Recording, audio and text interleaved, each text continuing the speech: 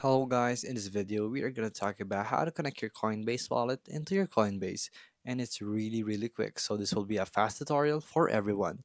So here, open up your Coinbase, and then of course you'll have to sign in or sign up if you haven't yet, and you will see this wallet right here. So all you have to do is press that right there. That's automatically going to look for a wallet that's going to be available into your account. So basically I'm not having an account right here in Coinbase, but it's going to basically link it right here with your Coinbase wallet. So you will have to confirm the transaction from the wallet to verify that it is you, or you can just go to the settings and then you can actually connect it to Coinbase right here also via this button. So connect to Coinbase, and then you will have to buy or transfer with Coinbase right here, which will redirect you back to the application where it will connect you via signing in. And it's just that simple. So basically, that's how you connect Coinbase wallet to your Coinbase. If this video was helpful, please hit the like button and don't forget to subscribe.